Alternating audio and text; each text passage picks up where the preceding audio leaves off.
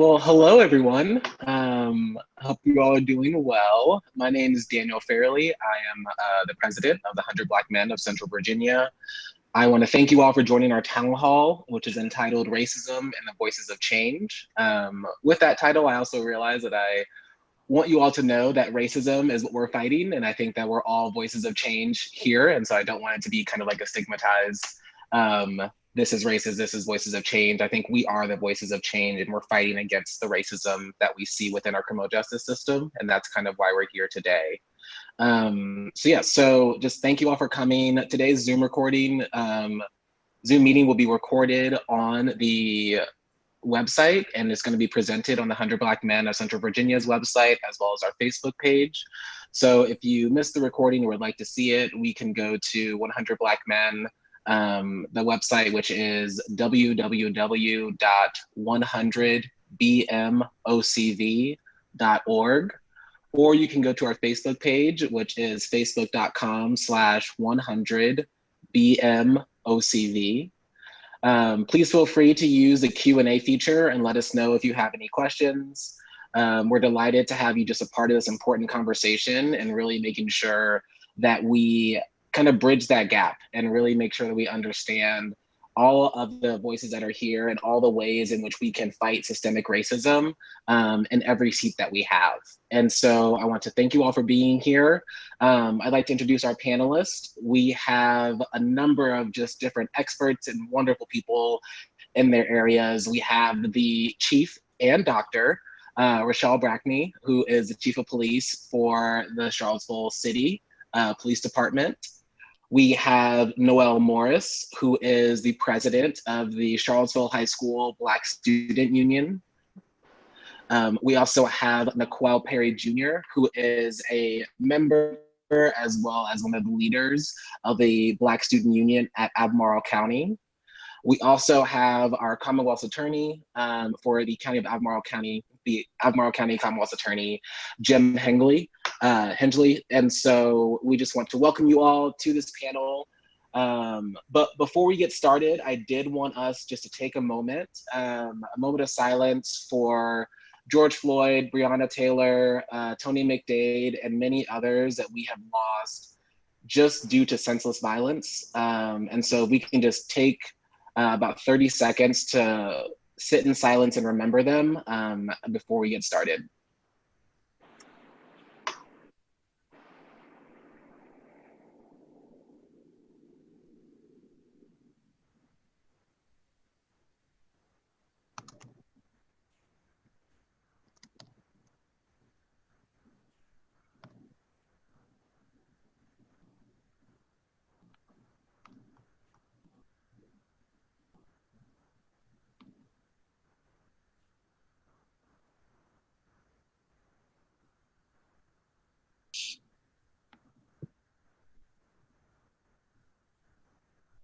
Thank you, everyone.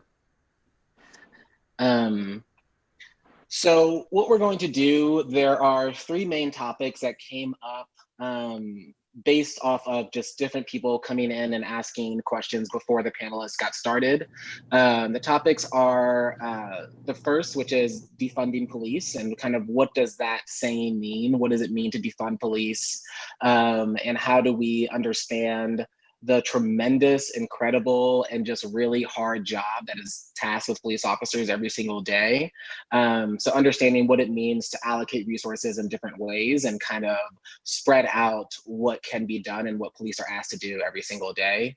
The second is school resource officers. So this is not planned at all, but it's pretty interesting actually that we have our Zoom panel is on the same exact time actually as the school board meetings, which are talking about actually defunding and basically reallocating the resources that are used for SROs inside of Charlottesville City Schools, inside of Albemarle County Schools. And so I'd be interested to hear kind of what you all have to say about school resource officers and how you want to make sure that we are allocating the resources and allocating everything that's needed to protect our community, as well as to make sure everyone feels safe and welcome. And then the last will be criminal justice reform, which is just kind of an overall broadening understanding of the different ways and the different pieces that people can be involved in the criminal justice system, and how we can reform that to make sure that it's equitable and that there is justice for all. So just to get started, the phrase defund the police has come up a lot. And I would love to hear from our panelists what that phrase means to you, as well as what are your thoughts on how we can restructure policing in our communities and restructure the ways in which everyone is treated. So whoever would like to go first, you may have the floor.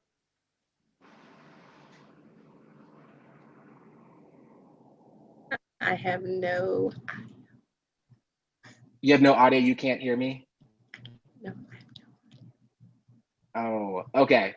We're gonna work on audio for Chief Brackney. I know that we can hear her, but she can't hear us right now.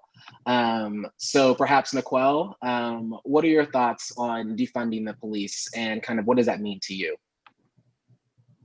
Yeah, so I think it's kind of a misconception, and some people don't really understand the definition of defunding the police. Some people think that means that we're just gonna not have police officers and we're just gonna have to fend for ourselves. That's incorrect. Defunding the police means not giving all our funds, our tax dollars, to purchases of rubber bullets, for example, but instead putting it somewhere more beneficial, like to schools, to teachers, to boys and girls clubs, different organizations that could use the funds to actually benefit their community and other people and make a difference in people's lives.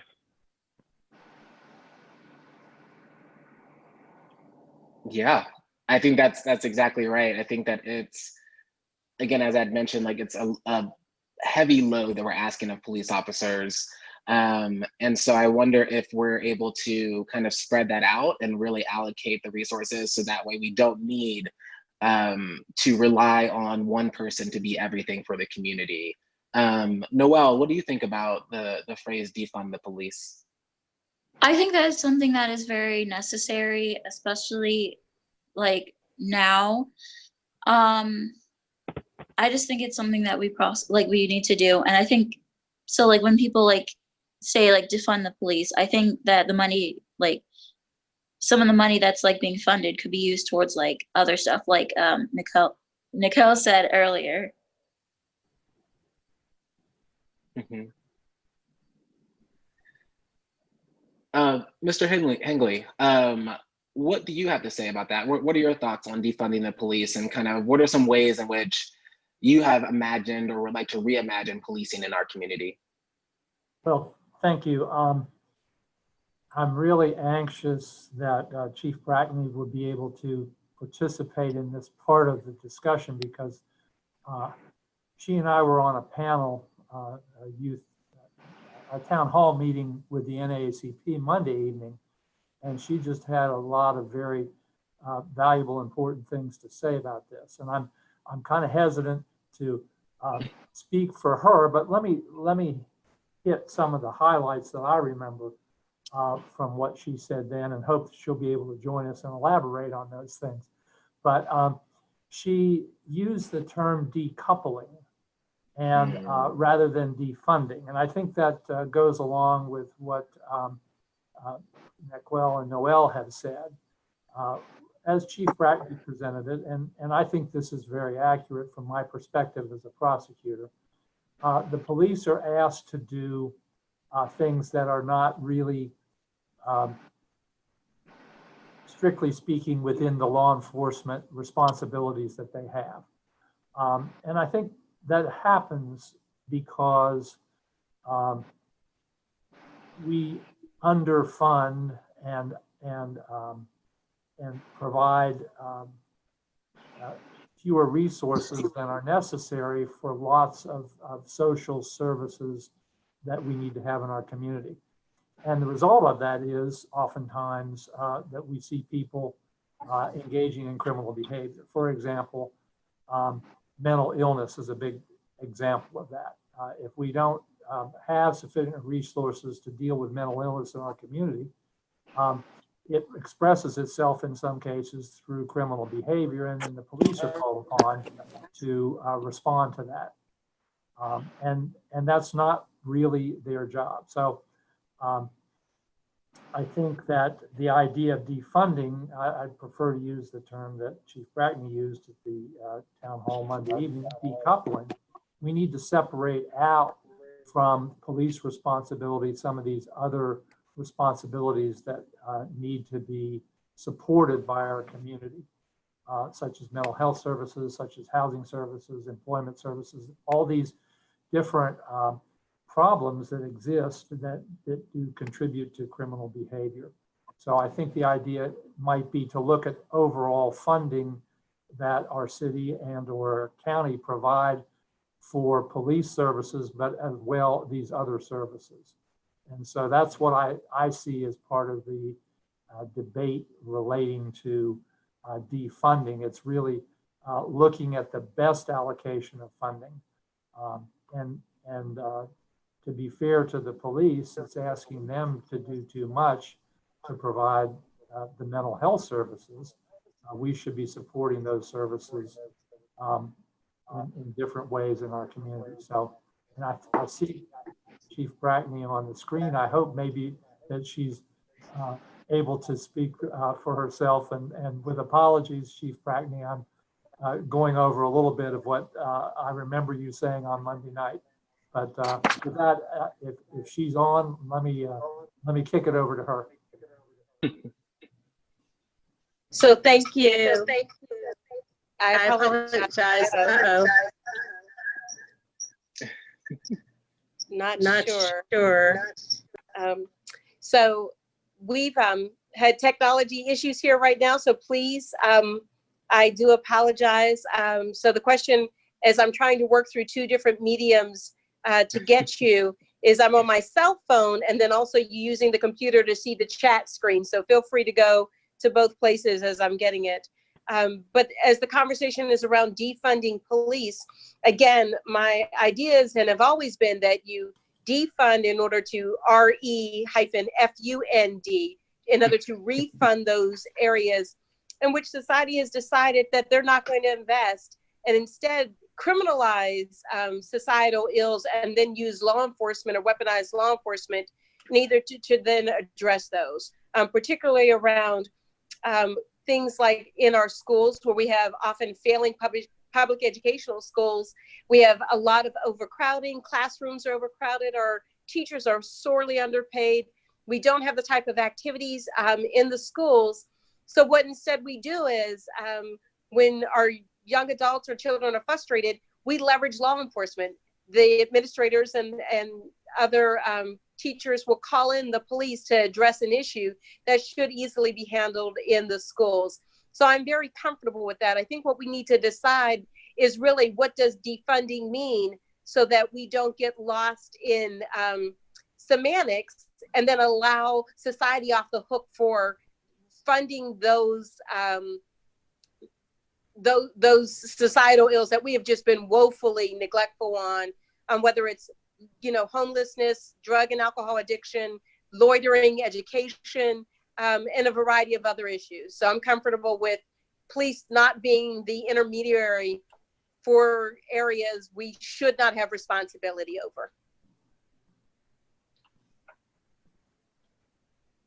Yes, absolutely. Thank you, Chief Brackney, for speaking up and for saying that. And I like the idea of either decoupling or refunding the resources that have been used and kind of the ways in which police officers have been asked to be, the traffic police. They've been asked to be the mental health people. They've been asked to take over civil disputes. They've been asked to do that while being trained marksmen and high-speed chase, and it's just everything and anything under the sun we've kind of thrown to the police department. And I really do love that idea of what ways can we refund and reallocate resources to make sure that there are adequate and that we're not having people that are trained to do 10,000 different things and asking them, okay, pull out one of the trainings out of your hat and, you know, use it during this situation. I think it'd be a really good idea to figure out ways in which we can train a broader coalition of people to handle the issues that we see police officers and many other people facing every single day. And so I love that idea. Chief, you had mentioned SROs. You had mentioned kind of like being inside of the schools and using police officers inside of the schools. I know that actually simultaneously to this conversation that the Charlottesville City Schools are having their school board meeting, as well as Albemarle County Schools, talking about SROs, school resource officers, and kind of their role inside of the school system. What are some of your thoughts, Chief Brackney, and then we can go to Naquel and Noelle, about SROs inside of schools and how we should use them moving forward? So what's interesting here is that SROs are specifically defined under Virginia state statute here as the role they should have in the schools. And over the last few years, there's even been more funding towards SROs. I did not participate in that additional funding. And since I've been here, I have not signed the MOU that was in place, that was put in place prior to my arrival.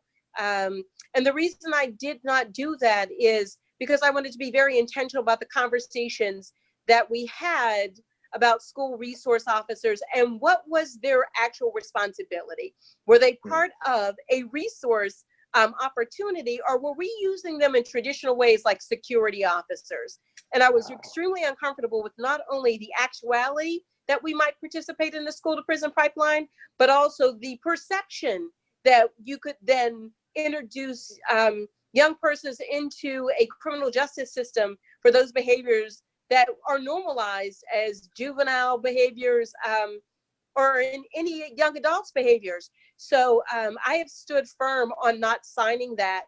And if you notice today, we put out the agreement in which the schools not be school resource officers in the schools in Charlottesville.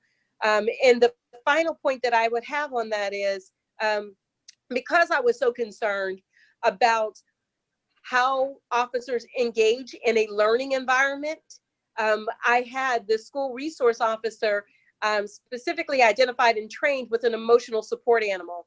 So he has an emotional support animal to be in those areas. If we were going to have our officers there, how might we reduce trauma and build relationships for those children who are constantly traumatized, whether they're in their classrooms or whether they're out on the streets or whether they're in normal social settings. And we typically continue to criminalize those behaviors that are normal with adolescent behaviors for any other person across the nation.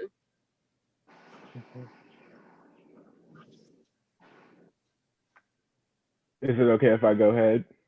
Yeah. So my opinion, I really don't feel like we need SROs.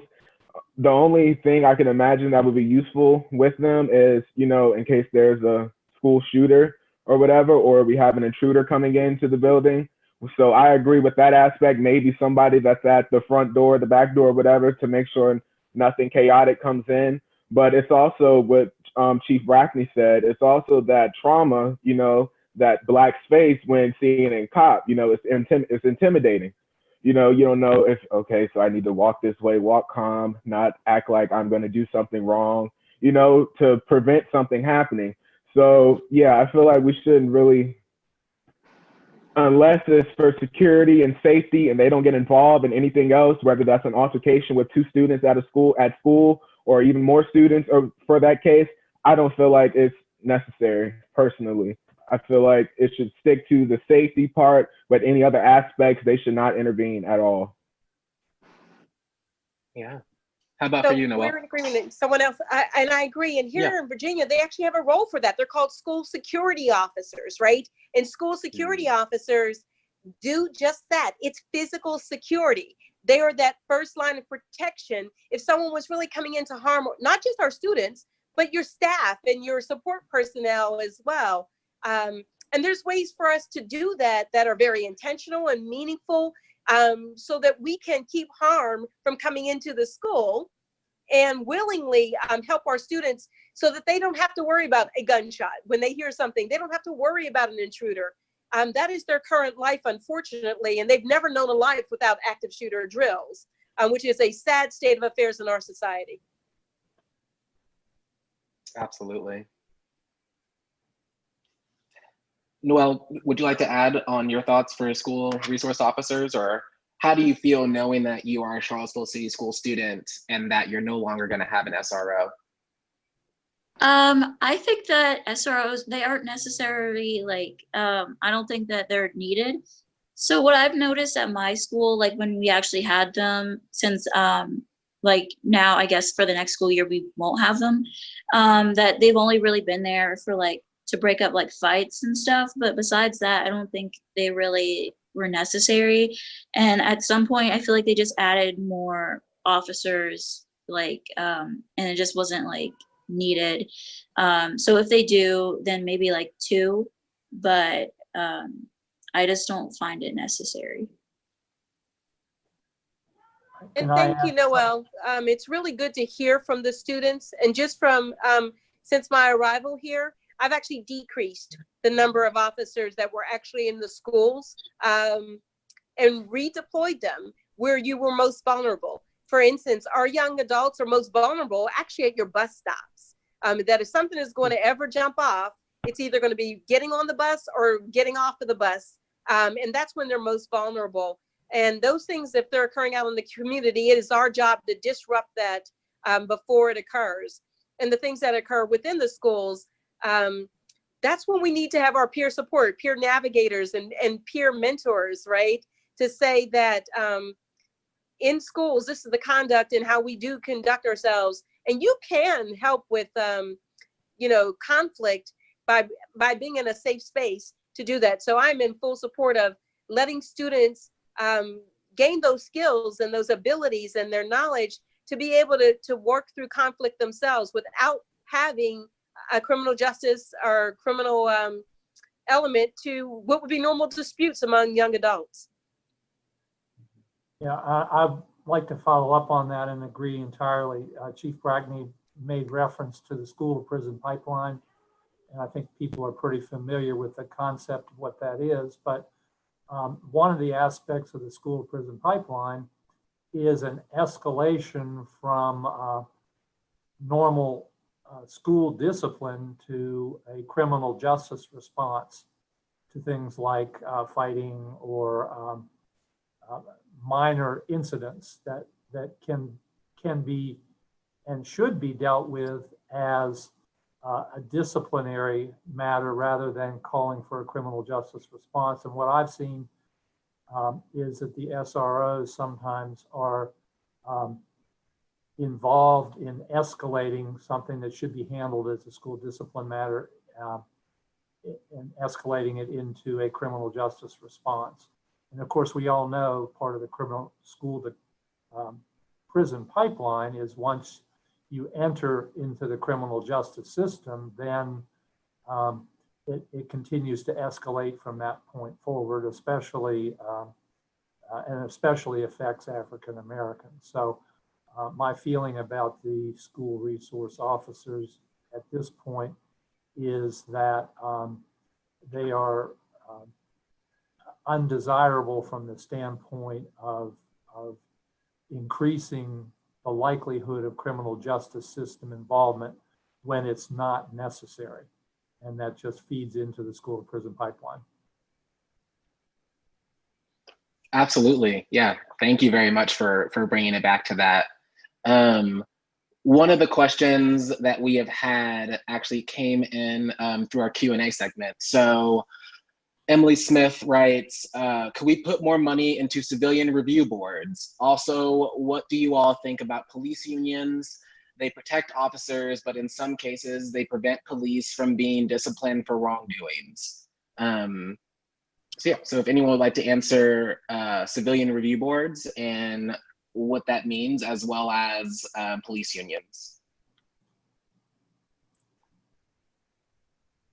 So I'm guessing that one is going to be lobbed to me first.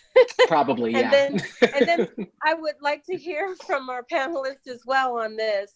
So as I always tell people, when we start any meeting, or when I start any project or when I start any endeavor, the first thing I say is, what problem are we attempting to solve? And is the method that we're using the one that's going to get us the desired outcome? And so when we talk about civilian review boards, it again has to be, what problem are they attempting to solve? And how might that board be used, or any oversight board within any profession be used to get that desired outcome? So if you want to put more money into a civilian review board, it would be for what purpose? Here in Virginia, they are very limited in their actual legal authorities to do anything more than just review cases that have been brought to their attention. And that is a state statute. So when everyone says Chief Brackney hates this and is pushing back against it, what I tell everyone is, we need to educate ourselves and be informed consumers, and not just be reactionary. I am comfortable with civilian review boards, have worked very closely over the last decades with them in my professional tenure. And I can say, when they are well-trained, when their bylaws are in place that allows for fair oversight, unbiased oversight, impartial oversight, there shouldn't be a policing agency in the nation that would not be willing to have oversight. In terms of unions are protect all of their union employees, not just police union employees, right? Sometimes we talk about police union employees, but there's teachers unions, and we have bad teachers that should not be in classrooms, but they advocate on behalf of those. What is much more powerful that I think than unions protecting and blocking accountability is the leaders within the agencies. Because if you document well, if you are able to document your interactions, your abilities, and your resources that you've invested in a person to develop them, and they still are not coming into alignment with your practices and your policies, it's either willful or competencies. In either case, those are grounds to get rid of them, and the union isn't going to be able to block that. The arbitrator may put them back into place, but then you can say that chief or that police leader has done the job that they were absolutely supposed to do. Mm-hmm. How about Naquel or Noelle? So for the accountability part, I definitely think that some agencies need to hold their officers accountable. I also feel like there should be more examination when someone wants to become an officer. I don't think just 8 weeks of whatever you do, training, whatever you want to call it, I don't think that qualifies you to serve, go out and protect us. I feel like there should definitely be a test to test your mentality. I definitely think there needs to be background checks for any pre-bias or racism in your past. And I feel like if we had that, that would slowly cause a decrease in police brutality against Blacks if we know what the past is with these officers and just what are their train of thoughts. I think there should be more. It's kind of like, I don't really know how to explain it. It's like a lawyer needs all these years of college and universities. They have to take all these tests just to fight for what's right, if that's the case that they're representing. But someone gets 8 weeks of physical training and they can go out and get a badge and a gun. It just doesn't make sense to me. So before we go to Noelle, I'd love for Chief Brackney to expand a little bit more about what is the police training process like? So thank you for that. And again, what I think part of the problem is it's so confusing because there are no national standards across the board. And actually there aren't any except a national test for your bar exam, but there are no national standards even for the classes that attorneys do take. The bar exam is the only exam that they're taking, and then we have the attorneys on here that they can then get continuing education. So officers here in the Charlottesville area, we all go to a same academy, and that is oversight through the Department of Criminal Justice System in Richmond. And officers are in the academy for a minimum of 4 months here. Then they are also then in field training for another 4 months. And then they're on probation as they perform those for another year. So it's about 2 years, which is a little less than what I had in Pittsburgh, where you're in the academy for 10 or 11 months. They do go through screening. They do psychological exams, as well as we scrutinize all of their public and social media for biases, postings that indicate that they may have some implicit biases, or as I say, some explicit biases, right? We get caught up in words and we're comfortable like, oh, implicit bias. No, we have some straight up explicit bias, and we have to acknowledge that in addition. And the only thing I would add to that is, let's not get caught up in, we want officers to have a certain number or block of training. I am clear that I can never train away your biases. I can't train away your hatred. I can't train away the way you being a right and decent person. So what we need to do is a combination of our departments holding them accountable, and when they are held accountable, the criminal justice system needs to hold them to the same standards that they would someone else. But I will let the attorneys kick in on that, and hopefully that was a little bit helpful. Absolutely. I think that's exactly what we need, is kind of understanding and demystifying, you know what I mean, some of the questions that people may have. Jim? Sure. Chief Brackney is exactly right. It is good to have training, and you can accomplish a lot. But at the end of the day, there are people, despite the training they receive, are still going to be bad law enforcement officers. And we're going to see that expressed in police violence that occurs, and that we've seen that occurring. So let me go back to the original question, which was the Civilian Review Board. The Civilian Review Board idea is an idea that is to provide accountability to the community. And so, as Chief Brackney indicates, there's some limitations on how that is set up and how that works in Virginia. But I want to make a suggestion that we've seen coming out recently in all the discussions that there have been about the situation that we're in. One thing about accountability to the community is, where does that go when someone is found to have engaged in policing that's discriminatory, policing that involves excessive force, policing that is a problem? Now, if a Civilian Review Board can expose that policing and hold the police accountable to it, to the community, there's another piece to that. What happens with the discipline that the police officers may get? Now, Civilian Review Boards, at least as far as I'm aware, don't impose the discipline, but they expose the problem, and then it's up to the police department to administer the discipline. And so the Civilian Review Board can shine a spotlight on, first of all, the problem, and second of all, what is a disciplinary response to that problem. And ultimately, police officers may get to the point where they are discharged. And this has been a concern, that when a police officer is discharged, a police officer just goes to another jurisdiction and is hired there, and the cycle repeats itself. And so one thing that I think a Civilian Review Board can do in cooperation with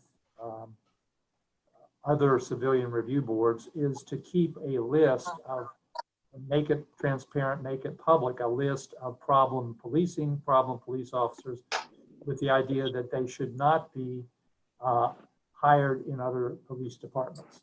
Now, I know, again, from the conversations that we had Monday evening at the NACP, that both the city and the county police departments do extensive background checking on police officers that they are considering hiring. and they uncover the problem police. I think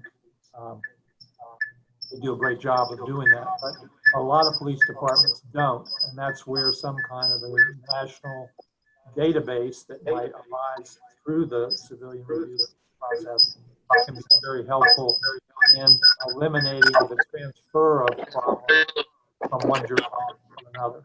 So I see that as being connected to the civilian review process, having some kind of way of keeping track, a database or other mechanism to keep track of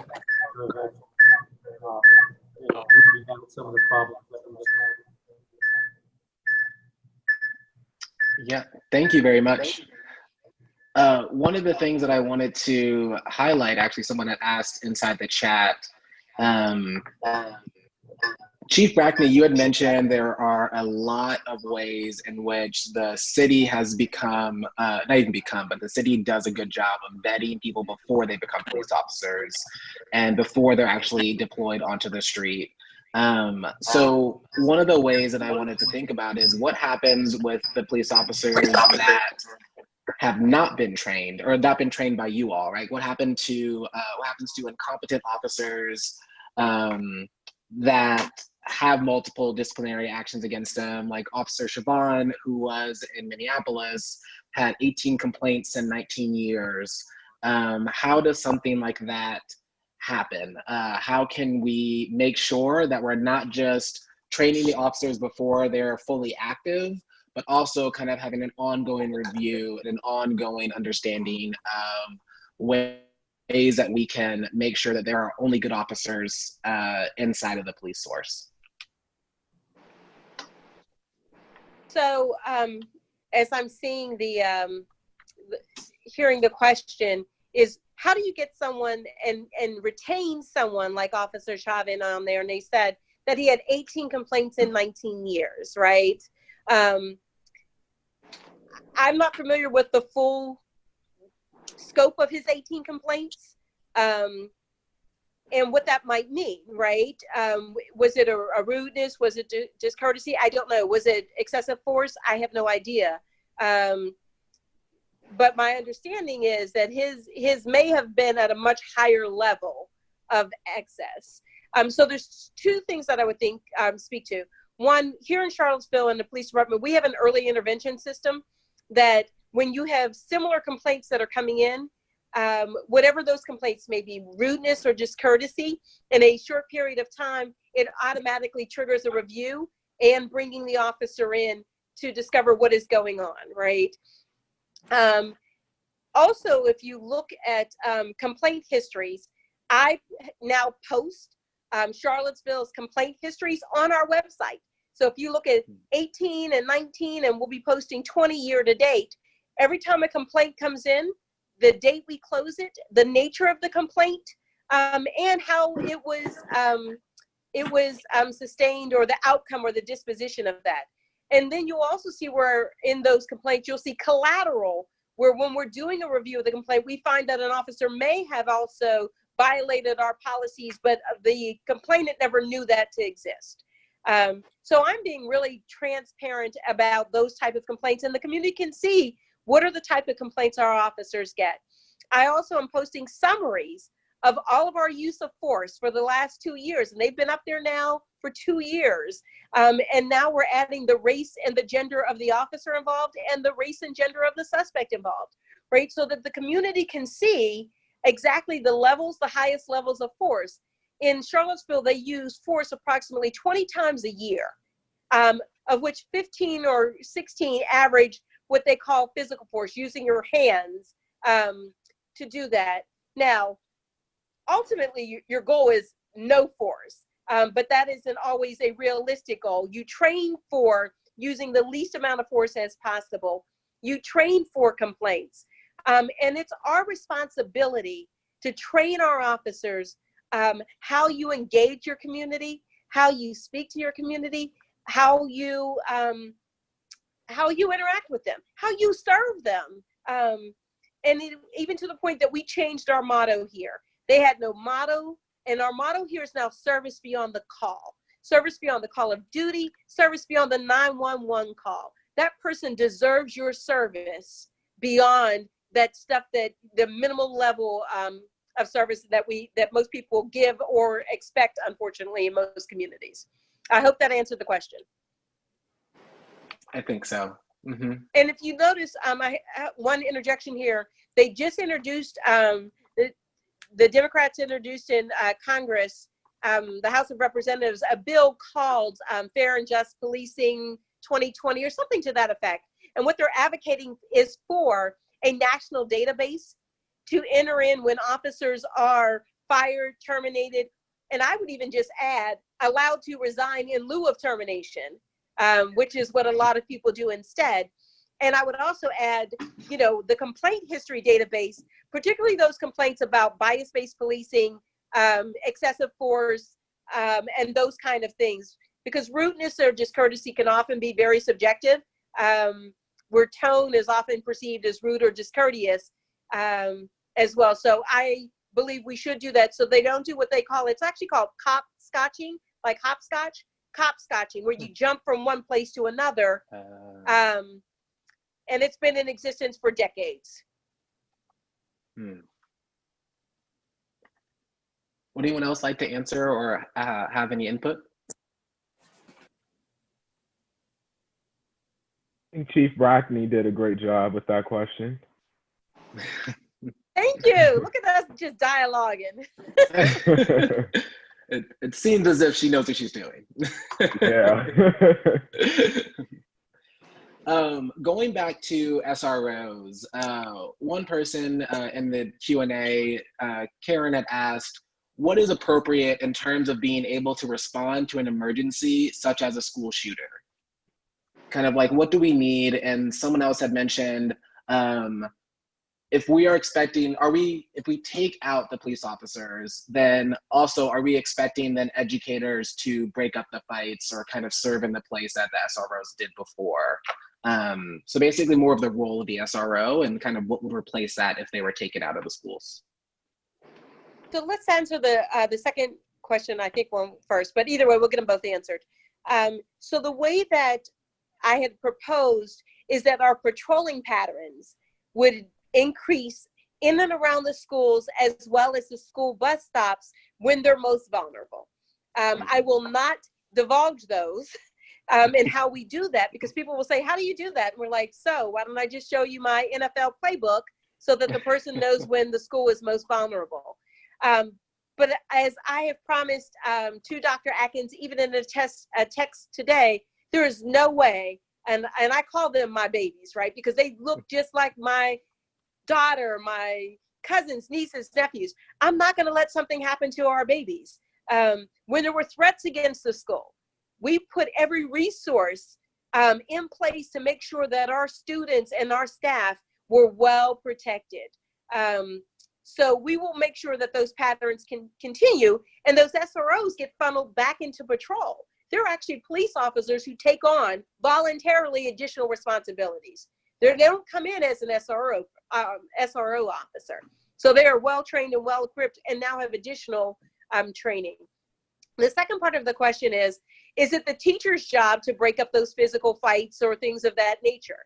I'm a little bit older than probably our target audience and definitely our panelists, but there's a couple things that happened when I was growing up. We had fights in school back then too, and the police were not called in. Typically, somehow your friends pulled you away, either because you were losing or because,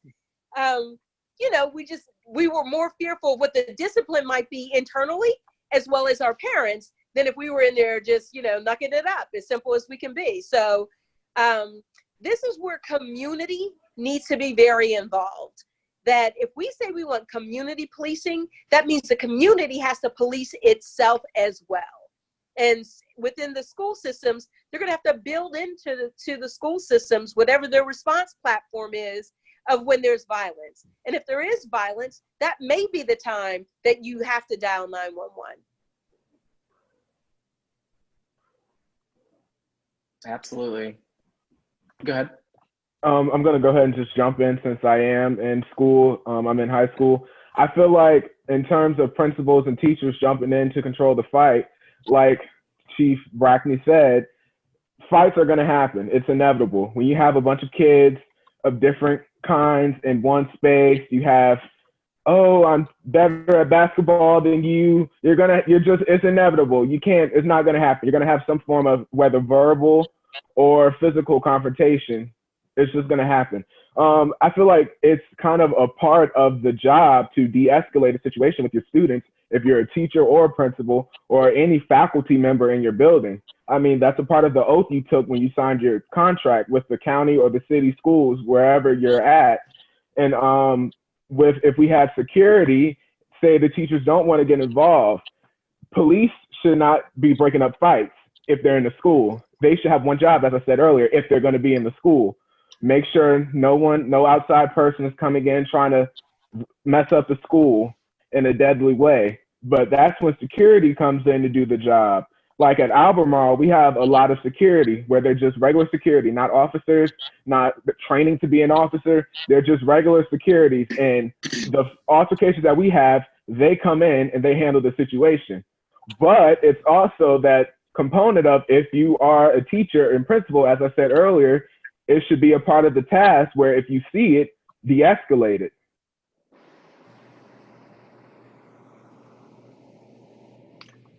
Yeah, thank you. Thank you very much. Noelle, did you have anything to add about your experience with SROs? For me, I like I said earlier, like they just like usually like break up fights. And like a lot of them are really like close with the students or whatever, and they actually like talk to the students. So we've had like mostly positive experiences with SROs at our school. That's good to hear. Adam in the Q&A asked, Mr. Hingeley, how does your office de-escalate the school to prison pipeline when SROs seemingly escalate the situation, which should be handled in a disciplinary action within the schools? So kind of where's your role if, let's say, a student is taken away or apprehended due to a bad fight inside of the school? Well, it's a really good question, and it kind of goes to the heart of what a prosecutor has to do, and that is use discretion.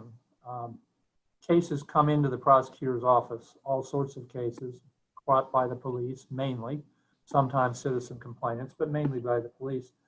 And the prosecutor has to use judgment about how that case is going to be handled. And this is a good example. So what we do, typically, it would be a case that comes in front of juvenile court. Of course, if the person involved in the incident is 18 or older, it would come into adult court. But I think most of the ones that we see are students who are 17 and younger. And so we would make a judgment if it is a case that seems to us to be one that should have been handled on the disciplinary end of things rather than on the criminal end of things. We do not have to prosecute it as a criminal case. And we can use discretion to just drop the charges. And that happens. And again, you know, I'm giving examples. There's no clear-cut standards that you use, that you exercising discretion. You have to look at each individual case based on its facts and circumstances. But to answer the question, just because a charge comes in as a criminal charge does not mean that it has to go out as a criminal charge. There are lots of ways in which that can be handled. Another thing that happens often in juvenile court is, rather than proceeding to a conviction, it can be appropriate to take a case under advisement. That is to say, provide for services to be given to the person who's charged. And if those, after the services are provided and a period of time goes by without further problems, the case can be dismissed. So it can be dismissed outright if it doesn't seem to the prosecutor it should have been brought in the first place. If it seems that there's a problem that might be addressed, it can be addressed in a way that does not result in a conviction, a way that actually provides for some interventions, some services to be provided to address whatever the problem is. And juvenile court is a good place for that. As I think we've mentioned earlier in this town hall, one of the things that we need more of are resources to address problems in our community. That was part of the discussion about defunding or decoupling in the police department. How can we find resources to help people in a different way than a criminal justice response? So yes, juvenile court is a place where those resources are more available than an adult court. So we are trying to activate those resources on behalf of the people that come into juvenile court, with the objective eventually of dismissing the charge. So those are some of the things that we can do. And I wouldn't say that this applies to a case for discipline, because those tend to be the lower end of the scale in terms of severity. But I just want to mention here that there's another aspect to juvenile court that we as prosecutors look at very carefully. And that is, some cases are of a level of severity that they could be transferred to adult court. A juvenile can be taken up to adult court. And that's an escalation that we in the prosecutor's office very much want to avoid. So while our office has been involved with juvenile court prosecutions, we very typically would be avoiding an escalation of taking a case out of juvenile court and into the adult court, because that just it's a way of saying that we give up on kids, and we're not giving up on kids. We want to make sure that they get the full benefit of everything juvenile court has to offer, and not take them out of that process. Absolutely, I agree. And I think it's always a shame when you see a child that has been, committed a crime and has been elevated up to an adult status, because it's like you said, like it's a giving up. It's saying that, we just can't deal with you anymore. And I think that's really disheartening. One person here inside the Q&A named John had asked, has there been any discussion with the Charlottesville City Council or Albemarle County Board of Supervisors to either subsidize or fund completely housing for police officers in neighborhoods that have the highest concentration of police activity? I've heard of studies where this helps kind of build police citizen trust. And before we go into that, I just want to let you know, just from my background, I grew up in Quantico, Virginia. I grew up in a very, very military town. My dad is both a retired Marine as well as a retired police officer for the Pentagon Force Protection Agency. My neighbor was the head of the FBI SWAT team. My other neighbor was a 4-star general. Like, this is just my life. And I grew up as a Black man in this town. And I know that my experience has looked very different. My relationship with police looks very different, because they were my neighbors. They were my friends' dads and moms and people that were involved in our lives, that were at the cookouts. It was kind of just a part of my experience to have law enforcement as well as federal government be a part of that experience. And so I know that it has helped me to demystify and understand more about police officers, more than just living with one. But I think that that's something that has really helped me in understanding my kind of connection with police, as well as I think it makes a difference when you're able to kind of de-escalate some of those situations. Maybe if it was that I was speeding down the road or something like that at 16, being pulled over by someone that knows me is a little bit different and has a different kind of understanding than me being seen as, a rowdy Black teen or whatever. So I would love to check in and kind of see, both from our student panelists as well as from our chief, what does having police living inside of neighborhoods look like? And are there ways to kind of subsidize that or kind of increase the involvement? So no, there's no real support actually at all. As a matter of fact, the police foundation here in Charlottesville offers officers a portion for a down payment if they live within 3 miles of the city. The Charlottesville Police Department is the lowest paid police department in the region, even less than UVA. So the likelihood that they can even afford to live here is almost zero. As a matter of fact, they're actually eligible for rent subsidies if they were to live in the city. Just like, you know, we hear about the chat programs and everything else where you can, if you make under $50,000 a year, our officers, the entire police department, probably about 90% of them would qualify for support. So there's been no conversations, but does it work? Yes, it does on two conditions. So I came from Pittsburgh, and right after the failed conviction of George Zimmerman and Trayvon Martin, everyone took to the streets in Pittsburgh the exact same way they did all over the nation. And because I come from those communities, very poor Black communities, where literally my neighborhood in Pittsburgh that I grew up in is the most violent, considered the most violent neighborhood in all of Pennsylvania, where half the homicides in 1 square mile occur there for the city of Pittsburgh. But when everyone took to the streets, I was the on-call commander that day, and what happened is white male officers started surrounding them in wagons, and they called out the K-9, and it was just horrible. So when I get the call that this is going on, I show up.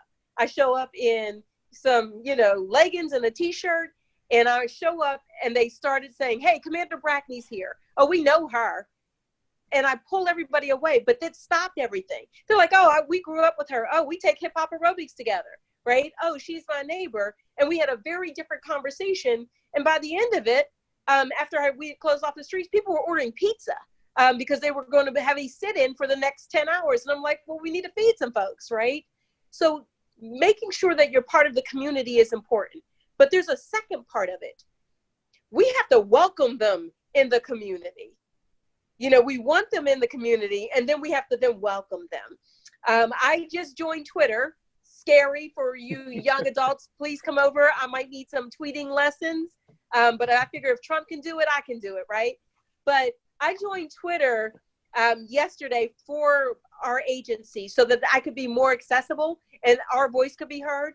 And immediately upon joining that, the first things are calling me a racist pig. I need to resign, get out of the community. And this is from Black folk as well as white folk who now feel empowered to attack me as a Black woman because we think that they can, because we've amplified their voices, right? We say Black Lives Matter, except if we don't want yours to matter particularly, right? That needs to be something we feel about all of our lives, right? Our lives have value. I'm just a Black officer who wears blue. And that's a very different approach than that. So we should be in the communities. It does make our communities know us. They know us. They know my mama. They know my brothers. They know my nickname, which we will not say on air. But they know my nickname. So that means they can connect and relate to me in a very different way, much like your parents. My daughter grew up in nothing but a policing and military family. So she has a very different experience. But my husband, who's from Jackson, Mississippi, you all think we have it bad here in Charlottesville. Go to Jackson. He's from Jackson, Mississippi. And prior to us becoming a couple, his experiences were very different. And he thought all we did was hit people, as he says, in the head with billy clubs. So it's that kind of change that we have to be both willing to live in the communities, not be afraid of the communities we live in, but also be embraced by the communities we live in. Absolutely. Thank you. Can I add to that? Yeah. I think if there are going to be officers that live in our community, they should absolutely try to form relationships with their neighborhood and their community to make us feel comfortable. Because how do we know that if we want to have a party in our own home that we own, we're not going to get a knock on the door and it's going to get shut down? Or how do we know that if it's not a lot of parking spaces and people start parking along the street, it's not going to be an escalated situation? You know what I mean? I feel like if you are going to be a part of it, and you should form relationships, you should make us feel comfortable. You should make us feel comfortable that if we pass by your car as we're going to our house, we don't have to worry, okay, what's going to happen if I do something wrong? Is it, you know what I mean? I feel like you should try to form a relationship with your community if you're going to live in a place with your community. And I hope it's okay, but I have a question for Chief Brackney. So like being everything that's known about cops or whatever, and you know, a lot of kids, they used to want to be police officers. They dress like it for Halloween. I mean, it's a lot. A lot of people used to love it. What would you say to kids that like have open minds or open minds and want to get involved in the policing force? What would you say to those kids, being that everything that's happening right now and the preconceived thought of cops? So what I say is the only way you change a system is from the inside out. The only way you dismantle a system is from the inside out. Think of it when you think about reconstructing your home or remodeling your home, right? You have to tear that home down from the inside out. You start with that sledgehammer, you knock that wall down, you pull out all those old nails, and then you build it up. But you can't weld that hammer. You can't do that from across the street. You have to be inside and be a part of it. So if you want to change the way that culture is, do that, be a part of it. And I could use some help here. I'm getting a little old, so I need some younger folks that can come in and say, you know what, I'm interested in this, and I'm not going to let somebody run me out of something I'm interested in doing. And then the only part about living in the community, I lived in my community before I became a police officer, right? So that makes it a little easier that we don't have to do the welcome wagon when you move in. I think also too, it's a two-way street, that the community also needs to say, hey, we're interested in you being here, but let's have a dialogue about how I might feel, because I get a little loud. I'm one of 6 kids. We loud, right? We are loud, and people think we're fighting, and all we're doing is laughing and joking. So get to know me, get to know how we interact with each other, and then we can both, once you get to know each other, that fear does go away. And that's what happens all the time, is why we don't appreciate, like, or where we despise in this world, is because we despise what we fear. No, I definitely agree. Mm-hmm. How about for you, Noelle? So I also feel like it's a neighborhood thing. Like your relationship with the police will be different depending on like what neighborhood you're in. Like if it's more like, I've noticed that like, or I've heard from other people that in the more like, I guess like poor Black like areas, there's more like police officers or whatever, from what I've heard from other people. And if you live in like more of like a rich neighborhood, I guess like maybe you'd have like a better relationship with the police. I don't know. So Noah, you're right. There's actually studies that say when they've studied and asked questions, and they'll ask people like, you know, what has your experience been? And typically it goes along demographics, where majority culture or white culture will say, you know what, I've had very positive experiences, and this has not been my lived experience, right? And even Black folks will say, you know what, I may not have had that as my experience, but I heard about it from someone else, and it affects me as well. You just said it yourself. You've not experienced it or not seen it, but you've heard it. So it already does have an imprint on how you will view law enforcement or policing. What I also say is we also then have to police our own communities. Someone just recently said, police West Haven the way that you police Greenbrier. Half the time I'm saying, well, where's Greenbrier? But that's just me. But two, what I'm saying is, what are the things that are going on in West Haven that we may need to police ourselves for? If there are shots being fired in there, or if there's some other things going on, then we need to hold our communities accountable. And there's ways that you can do that socially. If we say it takes a village to raise a child, it takes a village to fail a child as well. And we need to take some responsibilities collectively to pull those kids, those young adults aside and say, you're not doing right, and we're going to help you through it. But if we can't help you through it, there's got to be some consequences, just like there are in society for anything we do, there are always consequences, both positive and negative. I agree. I mean, it does take a village, and I think that it takes everyone involved. And even with what you were saying before, Chief Brackney, about like being able to dismantle a system from the inside, it's like we also need, if the house is so broken, we need those wrecking balls from the outside. Like we need people in every position that we have to be a part of the reckoning, to be a part of the opportunity to really change what's going on. Especially if our system has failed the people that we love and care about so much. One of the things that someone had brought up, it kind of goes into the criminal justice system, and so I'd love to get Jim into the conversation. Scott asked, our jails are filled with people that have made parole violations for drug-related crimes and other minor issues. Is there anything that can be done to reduce this? As well as, I think, how do you kind of approach some of those lesser crimes? Great question. You know, I came into office on a platform of ending mass incarceration. So getting people out of the jail is something that's very important to me and something that I pledged that I would do. So here's what's happened. We just got started on that in January, and then we got hit with the COVID crisis. And the COVID crisis created conditions where jails and prisons across the country became hotspots for the spread of the virus.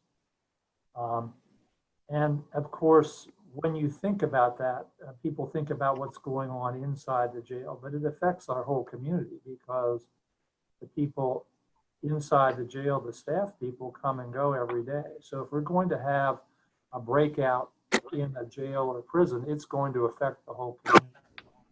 So really, we had two things that we were concerned about: the people in the jail themselves and the conditions that they live under that create higher risks for spread of disease, and then ultimately a concern for the community. And so what we did, and when I say we, I'm talking about myself for Albemarle County and Joe Platania in the city, working with courts, defense lawyers, and the jail superintendent, we set out intentionally to reduce the population of the jail because of the COVID crisis. The tools that we used are the tools that we want to use anyhow, and we're beginning to use before this crisis hit. So we were able to reduce the population at the Albemarle Charlottesville Regional Jail by somewhere in the neighborhood of 30%, which is a huge reduction. And the jail's population is lower than it's been in decades, and people can't remember when it's been this low. And so that was a response to a crisis. But what I want to emphasize here is that the tools that we use are tools that we're going to continue using once this crisis is passed. And the experience that we're accumulating with this decarceration of the local jail is an experience that validates the approaches that we intended to use anyhow. So what are some of those tools? First of all, we don't ask for cash bail. That was a big issue. It is a big issue. It contributes to mass incarceration. And just so people understand, when I say we don't have cash bail, that doesn't mean that everybody in jail is released who hasn't had a trial yet.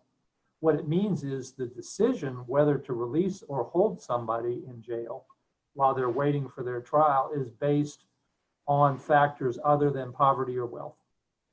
And it's basically based on an assessment of dangerousness. So don't get confused. People will say this who don't like that we're not asking for cash bail. They're saying, well, you're just opening the doors to the jail.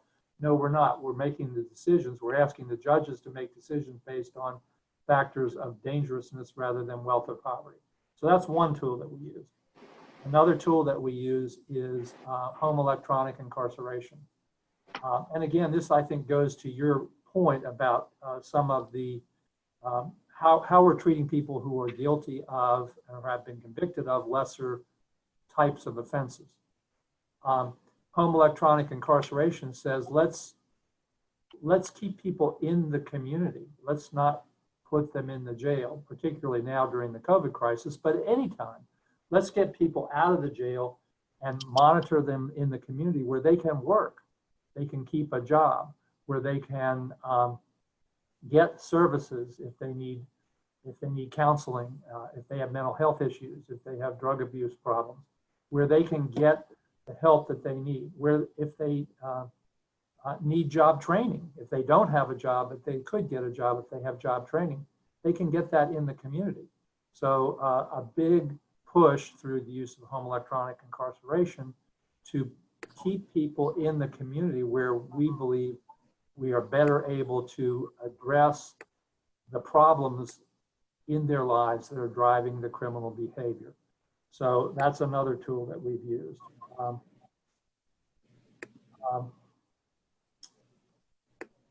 This has been for decarceration now, but also in looking at who we send to jail in the first place. No cash bail and the use of home electronic incarceration are things that we've done to get people out of jail. But we were also very conscious about not sending people to jail when there are community alternatives. We look very much for ways of holding people accountable that don't result in incarceration. We are very anxious to provide alternatives, community-based alternatives. And we talked again a little bit about this before. We need to ramp up the resources and support that are available for community-based alternatives. Another thing that we look at very consciously and intentionally is mandatory minimums. We have way too many mandatory minimums. That's something that fuels mass incarceration. So again, going back to what I said earlier about prosecutorial discretion, we use discretion not to charge cases. They may come in with a charge that could result in a mandatory minimum sentence, but we can take that off the table because we don't think that the outcomes in criminal cases should be dictated by mandatory minimums. They should be dictated by what we all together as a community in the criminal justice system believe is the right outcome, taking into account individual facts and circumstances. And of course, mandatory minimums don't take into account individual circumstances at all. It's just an across the board requirement for incarceration. So we are looking at that. Another point that we look at very carefully in using discretion is felony convictions, particularly first felony convictions. What we know is that when you are convicted of a felony, the consequences, and Chief Brackney talked about consequences, positive and negative. Let me tell you, the consequences of a felony conviction are very negative. Starting with you lose your right to vote, and going on from there to problems that you might have with housing, problems you have with employment, problems you have with education. You're disqualified from, in some cases, from getting student aid. There's just a whole range of negative consequences that come from the fact of a felony conviction. So particularly for people whose conviction might be their first, we look for alternatives. We still need to hold people accountable for criminal behavior, but there are lots of ways to do that don't involve felony convictions and don't set people on a track which is going to be very hard for them to recover going forward if they're carrying that burden on their back. So those are some of the things that we're looking at, both in terms of decarceration and in terms of preventing incarceration in the first place. Yeah, thank you very much. I really appreciate it. That was a really in detail way to look at how a prosecutor and how a Commonwealth's attorney, how much power there is within that position to do a lot of good and to do a lot of harm. But it sounds like you're really making sure that you're focusing on the good that you can do in prosecuting crimes that should be criminal and that should be taken very seriously. Wrapping up just for the Zoom call, I'd love for each of you just to kind of go through and any final words, any closing thoughts, even something that you were surprised by that happened during the Zoom call. I'd love for each of you to kind of go through and talk about that. And then in accordance to kind of my Zoom, we have Naquel. So Naquel, if you wanted to start us off, and then we can go from there. Yeah, well, first I want to thank everyone for participating.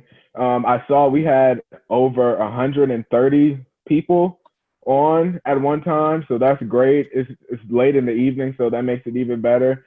I want to say thank you to 100 Black men for giving me this opportunity.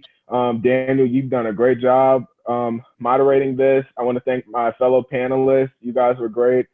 The closing thing that I want to say, I said it last week publicly, and I'm going to keep saying it to all the kids that are watching. We are the future.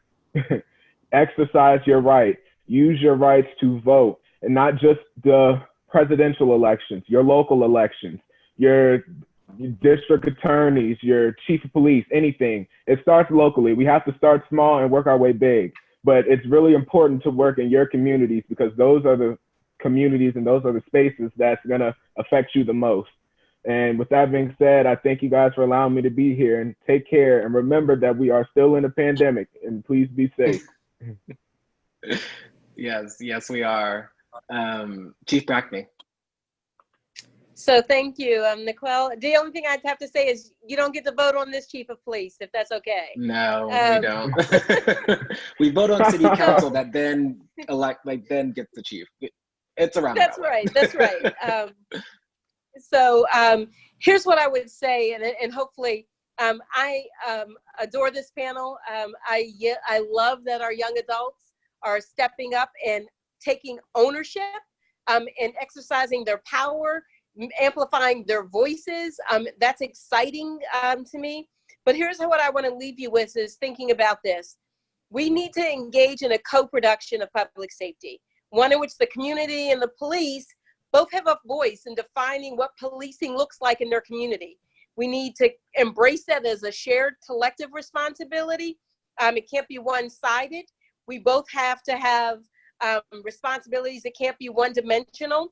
And we have to be accountable to and for each other, because what we're attempting to do is dismantle a barbaric, a brutally efficient right now criminal processing enterprise that we currently brand as a criminal justice system. So I am excited about these young panelists. I'm excited to work with Albemarle County's attorneys, and the local one here, Joe Platania, is like-minded, like-visioned, and keep holding us accountable, because we have that accountability and responsibility to you. So, and then I'm going to ask the final favor, please come over there and tweet, or teach me how to tweet. I need that. Wear your mask. We'll stay 6 feet apart, but I need some help. Thank you, Chief Brackney. No, thank you. Noelle? I feel like nothing's gonna change if we keep sweeping like the problems like under the rug, and if we're not listening to the young Black people, and we don't hear like their stories, our stories, and like how we feel, that like the problem will keep progressing. Absolutely. Thank you for sharing your story. Okay. And last but not least. Thank you. Well, each of the previous speakers has said what I also have to say, and I want to emphasize. Noelle put it in terms of listening, and Chief Brackney and Naquel put it in terms of community. We as law enforcement leaders need to partner with the community. That's the way we're going to be able to move forward. We need to partner with the community, and we need to figure out how to chart a new path, because we really do need a new path in policing and criminal justice. So I want to say thank you, especially to the young people here tonight. It's always great to hear from young people, but from all of the people who are on the panel and in the audience and through the audience questions, this has given us a chance to listen to the community. And that's so vitally important. And we're going to keep that conversation up. In my office, when I came into office, I created an advisory committee of citizens in the community for that purpose, to listen to the community, to hear what's going on in the community and help me, for the community members, to help me strategize on how we can change things and how we can implement criminal justice reform here. So I'm very attuned to that, and it's very important. And again, thank you all for tonight giving me this opportunity to participate in a listening session. My last words are going to be from Jennifer Carroll Foy. I think some of you may be familiar with who she is, but she's in the Virginia legislature. She's very much a criminal justice reform advocate, and she's running for governor in 2021 in Virginia. She said, and Chief Brackney, I got this off of Twitter, so a lot of stuff goes on Twitter, and I'm learning about it myself. I could always use it. Oh, I can read it. I just can't tweet. Yeah, okay. This comes from Jennifer Carroll Foy,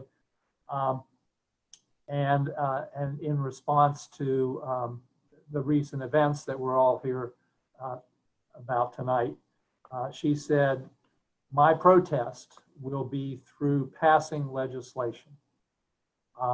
And so I think we all need to think about what our protest is going to be. And let me expand on that. She says through passing legislation, and she's in the legislature, so she's in the right place to do that.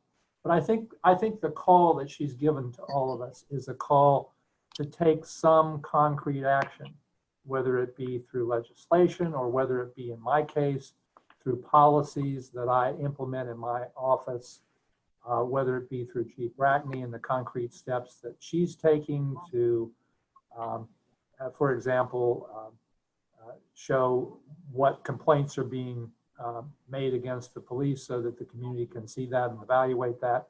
But wherever we are in our respective situations, we can take concrete steps to address the problems that have been there for decades and hundreds of years, but are being exposed even more so to public scrutiny right now. So let's go forward in our own lives, look for concrete steps that we can take to make policing in the criminal justice system more responsive to the community and more responsive to the ideals that we hope that we should see expressed in policing and criminal justice. Wow. Thank you, everyone.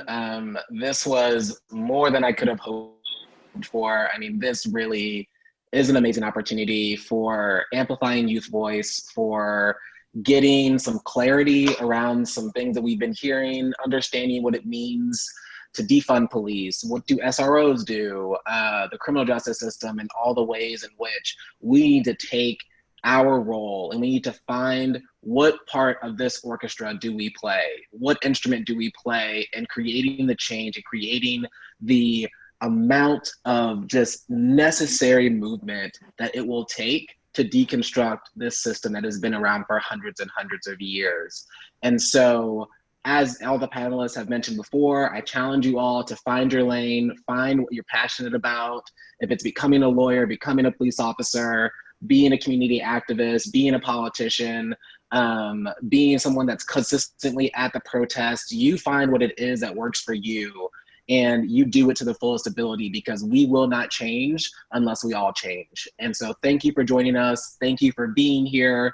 I love to see you all. I love to see just kind of dialogue and conversations across difference. This is amazing. So thank you for being here. Visit 100 Black Men on Facebook, Instagram, Twitter, 100bmocv.org. You can find us, you can donate and help us to support our community. But thank you all for being here, and have a great night.